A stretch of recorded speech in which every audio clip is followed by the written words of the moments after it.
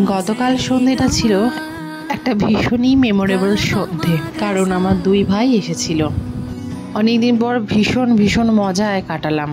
আর নামগুলো তো বলাই হয়নি।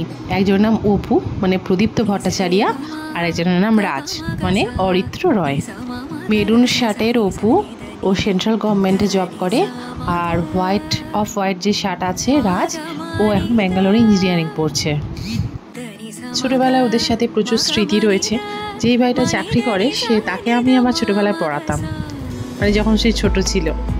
আর একটা ভাই যে পড়াশোনা করছে এখনো, ওর সাথে আমার একটা বন্ডিংটা ছিল আলাদা।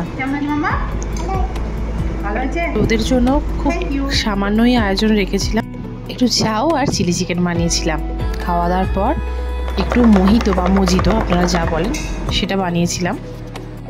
ভীষণ গরম করছিল, এই মোহিতো বা মজিতো খেয়ে তবে একটু শরীরটা রিলিফ হলো।